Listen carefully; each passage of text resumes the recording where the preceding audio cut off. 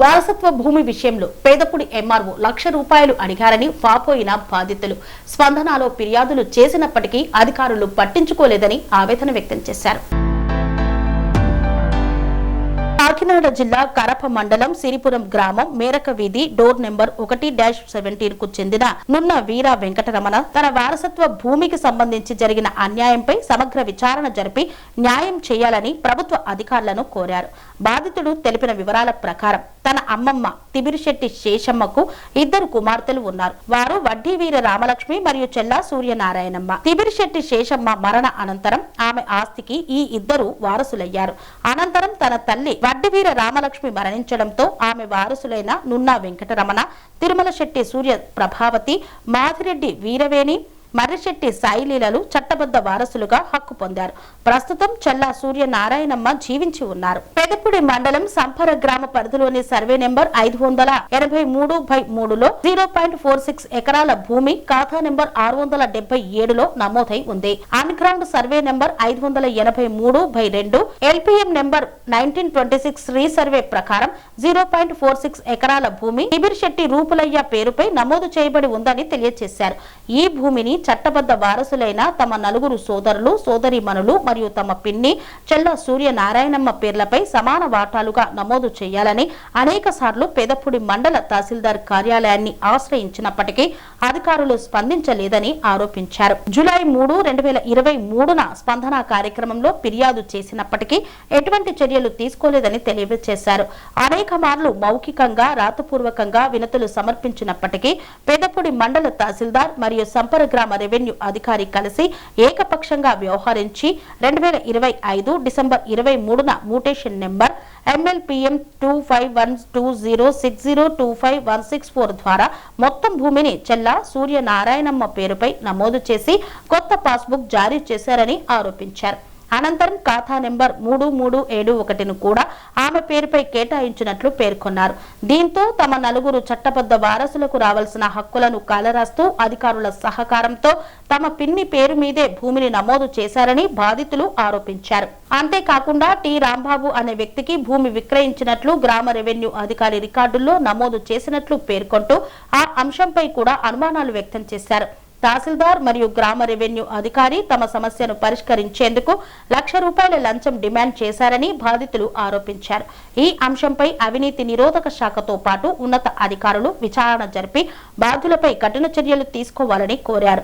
ఈ వ్యవహారంపై జిల్లా కలెక్టర్, రెవెన్యూ ఉన్నత అధికారులు సమగ్ర విచారణ నిర్వహించి భూ రికార్డులు, వారసత్వ హక్కులు, మ్యూటేషన్ ప్రక్రియలను పరిశీలించి తమ 4 వారసులకు న్యాయం చేయాలని బాధితులు విజ్ఞప్తి చేశారు.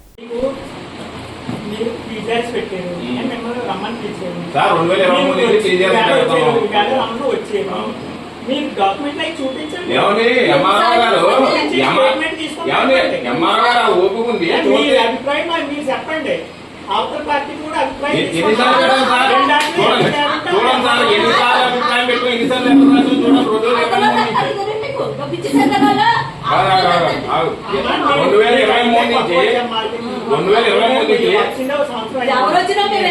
ఇది ఎంఆర్ఓ ఆఫీస్ లో పెట్టినా మేము అప్లికేషన్ సార్ ఇవన్నీ ఇప్పుడు దాకా దరఖాస్తులు ఇవన్నీ పీజీఆర్ఎస్ లో పెట్టినాయి.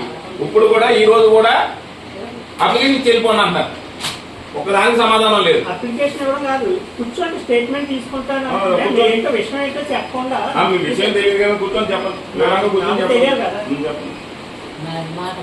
నా పేరు వెంకటరమణ అండి, తిరుపురం మాదండి.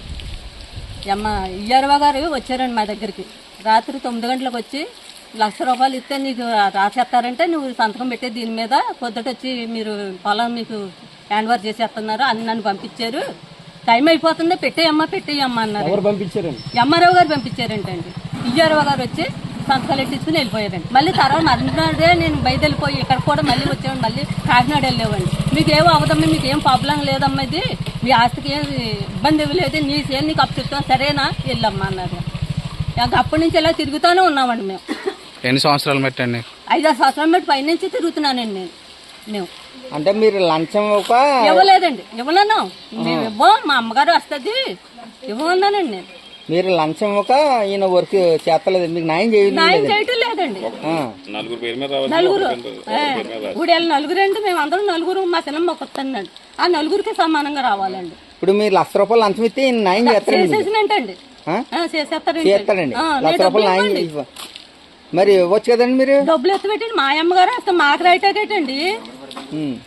ఎవరిదే కాదు కదా, ఎవరబ్బు సొమ్ము కాదు కదండి ఇది. మా సినిమా కోట ఉంది కాబట్టి మా సినిమా కదా వెళ్తుంది. ఆవిడకి ఆడపిల్లలు లేదు. మీరు చూసుకోండి, మీ అమ్మని మీరు చూసుకున్నారు కదా. నాకు వద్దని వెళ్ళిపోయిందండి.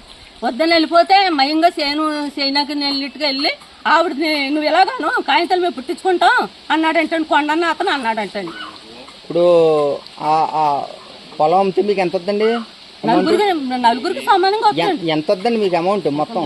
అమౌంట్ 4.6 సెంట్లు అండి. టోటల్గా ఎంత వద్దండి? నలుగురికి సమానంగా వస్తుందండి. అమౌంట్ ఎంత వద్దండి మీకు మొత్తం టోటల్ గా?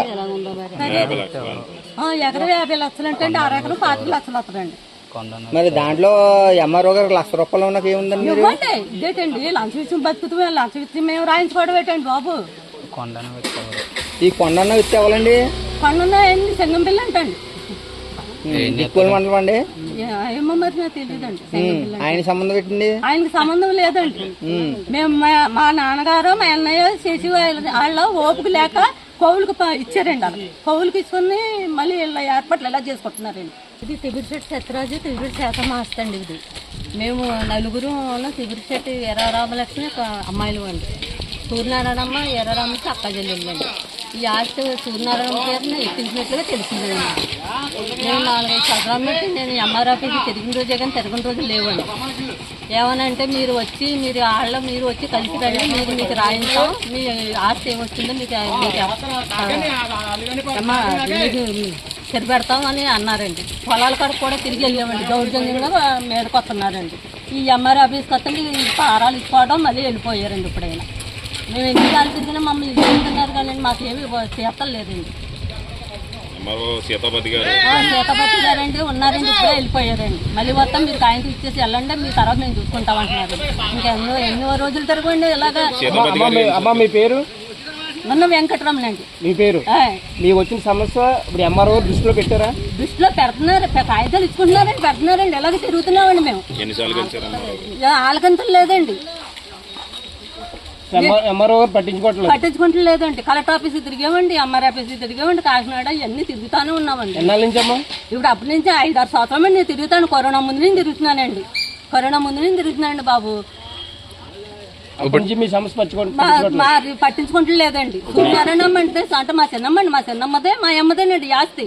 ఒకవేళ వెళ్తే సగం వెళ్తుందండి. మా అమ్మమ్మని ఆవిడ చూడలేదు. ఏమైనా ఉంటే మీరే తీసుకోండి, మీ నలుగురు అక్క చెల్లెలు పంచుకోండి, నాకేం వద్దన్నారండి. మయంగా ఉన్నాడు ఆయన. వెళ్ళి నీకెందుకు నీదని చెప్పు, మేము చూసుకుంటామని ఆవిడ మా కుమ్మక్క అయ్యాడండి. ఆయన పేరు కొండ అంటండి. చేంజ్ చేసి ఆయన తిబిరిశెట్టి సాయి అంటండి.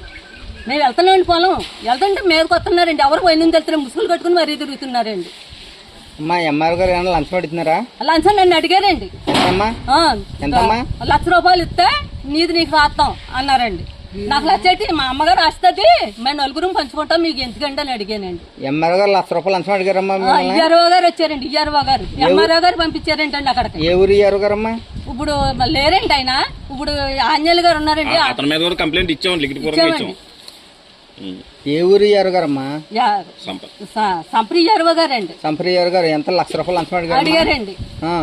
మేము లంచాలు ఇవ్వాల్సిన పని ఏం లేదు. మా అమ్మగారు వస్తే మాకు వస్తుంది, మా చిన్నమ్మ వస్తే అమ్మేసుకుంటే లేకపోతే మేము చూసినందుకు ఇస్తానండి బాబు, అది మాది.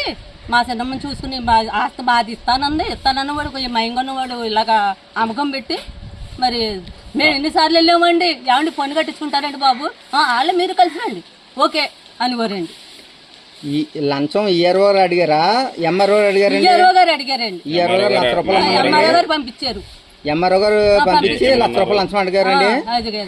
ఓకే అండి. ₹1,00,000 లంచం తీసుకున్నా కూడా ₹1,00,000 లంచం తీసుకుంటే మీకు న్యాయం చేస్తారండి. మీకు సీతాపతి గారు ఎంఆర్ఓ గారు అవ్వాలండి. ఎంఆర్ఓ గారు ఈ ఎంఆర్ఓ గారి దగ్గర వచ్చామండి. అది ఎంఆర్ఓ గారు పేరేంటండి? సీతారత్నం గారు. సీతాపతి గారు మిమ్మల్ని ₹1,00,000 లంచం అడిగారండి. ₹1,00,000 లంచం అడిగితే మీకు న్యాయం చేస్తాను. లంచం ఇవ్వకపోతే మీకు న్యాయం న్యాయం చేయాలండి. చేయమన్నారండి. ఓకే అండి. మా ఎస్టీ మాకు రావాలండి. మరి శీర్షకం ఆయన మేము చూసిన వాళ్ళు, మేము చేసిన వాళ్ళు, మేము వాళ్ళ అదృపాలు మా అమ్మమ్మనే బతుకున్నాడు కొనుక్కోవాల్సిన పని ఏముందండి, వాళ్ళు కొనుక్కోవాల్సిన పని ఏముందండి. మమ్మల్ని అడగాలి కదా, ఆ డబ్బు ఇచ్చినా మాకు సగం ఇవ్వాలి కదా, మమ్మల్ని అడగాలి. అడగండి.